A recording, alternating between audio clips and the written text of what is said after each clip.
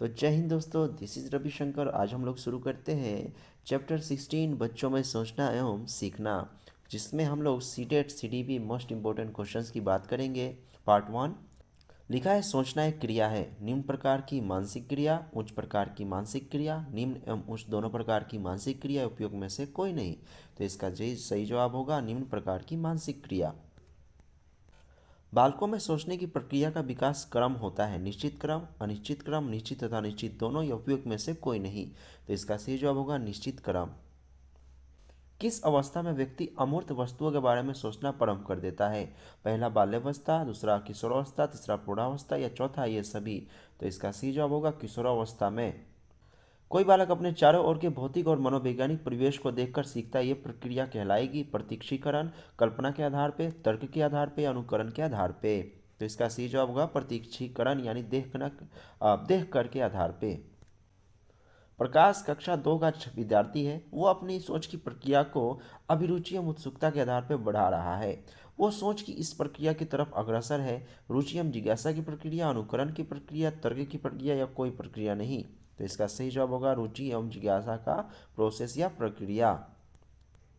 अनुकरण का अर्थ होता है किसी की नकल करना, स्वयं की मौलिकता, मौलिकता एवं नकल दोनों का मिला जुला रूप, उपयोग में से कोई नहीं। इसका सही जवाब होगा किसी की नकल करना, अनुकरण का अर्थ होता है। बच्चे के सोचने की प्रक्रिया किस आधार पर सोचने को सबसे उच्च माना गया है? रुचि के आधार पे, अनुभव के आधार पे, तर्क के आधार पे, अनुकरण के आधार पे। तो इसका सही जवाब होगा ऑप्शन नंबर थर्ड, तर्क के आधार पे बच्चे के सोचने की प्रक्रिया को सबसे उच्च माना गया है। किसी बालक के तर्क के आधार पर सोचने की क्षमता के विकास के लिए आवश्यक तत्व है। भाषा संप्रेषण में निपुणता, असीमित कल्पना शक्ति, बालक के समक्ष अनेक समस्याएं या चौथा उसकी बोलने की गति। तो इसका सी जवाब होगा ऑप्शन नंबर फर्स्ट, भाषा संप्रेषण में निपुणता। बालकों में सोचने की योग्यता सफल जीवन के लिए आवश्यक है। निम्न में से ये मत किसका है?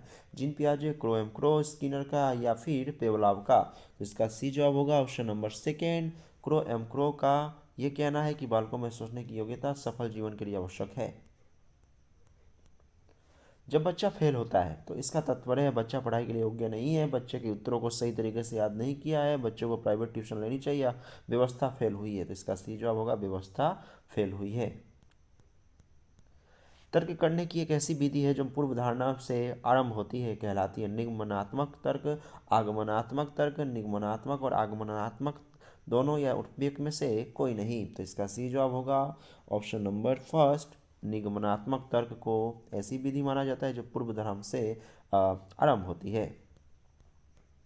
आगमनात्मक तर्कना चलती है विशिष्ट से सामान्य की ओर, सामान्य से विशिष्ट की ओर, सामान्य से सामान्य की ओर, या उपयोग में से कोई नहीं। तो इसका सी जवाब होगा ऑप्शन नंबर फर्स्ट, विशिष्ट से सामान्य की ओर आगमनात्मक तर्कना चलती है।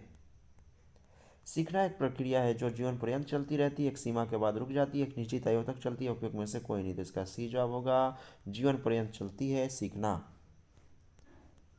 सीखना अनुभव एवं व्यवहार में परिवर्तन है। कथन किस मनोवैज्ञानिक का है? जैक्सन, एडरसन, एमुंडसन या फ्रेडसन? तो इसका सी जवाब होगा ऑप्शन नंबर फोर्थ, फ्रेडसन का यह कहना है कि सीखना अनुभव एवं व्यवहार में परिवर्तन है। सीखना कोई डैश और सीधी डैश होती है, बल्कि यह जटिल, बहुआयामी और गतिशील प्रक्रिया है। आसान प्रक्रिया नहीं, कठोर प्रक्रिया नहीं, कठोर या प्रक्रिया। तो इसका सही जवाब क्या होगा? इसका सही जवाब होगा ऑप्शन नंबर सेकेंड, सीखना कोई आसान और सीधी प्रक्रिया नहीं होती, बल्कि यह जटिल, बहुआयामी और गतिशील प्रक्रिया है। अनुभव द्वारा व्यवहार में रूपांतरण लाना ही अधिगम है, यह कथन किससे संबंधी है? गेट्स का, पील का, क्रो का या वाइगोत्स्की का? तो इसका सी जवाब होगा ऑप्शन नंबर फर्स्ट, गेट्स का।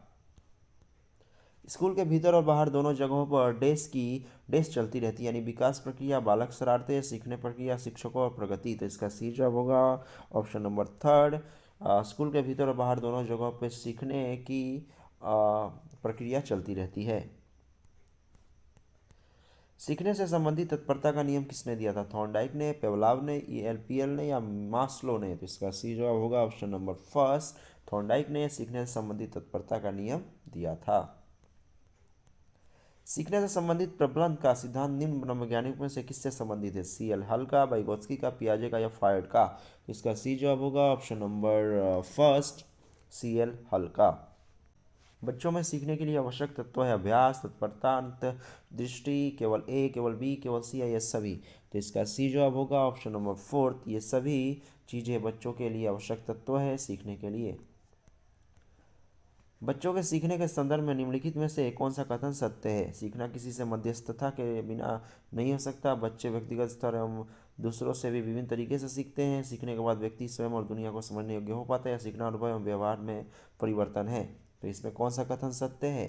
तो इसका सी जवाब होगा ऑप्शन नंबर सेकेंड, बच्चे व्यक्तिगत स्तर एवं दूसरों से भी विभिन्न तरीकों से सीख सकते हैं। यदि कोई बालक किसी कार्य को बार बार दोहराता है तो थॉर्नडाइक के किस नियम का अनुपालन करता है? तत्परता का, अभ्यास का, प्रभाव का या उपयोग सभी का? तो इसका सी जवाब होगा ऑप्शन नंबर सेकेंड, अभ्यास का नियम वो कर रहा है, यानी प्रैक्टिस बार बार वो कर रहा है। सीखने का आधार आवश्यकता की पूर्ति की प्रक्रिया, यह कथन किस मनोवैज्ञानिक का है? थॉर्नडाइक, वुडवर्थ, सीएल हल या वाइगोत्स्की? तो इसका सी जवाब होगा ऑप्शन नंबर थर्ड, सीएल हल का ये कहना है कि सीखने का आधार आवश्यकता की पूर्ति की प्रक्रिया होती है। तो दोस्तों आज के लिए बस इतना ही, मिलते हैं नेक्स्ट वीडियो में इसके नेक्स्ट पार्ट के साथ। तब तक के लिए आप सबको मेरा जय हिंद।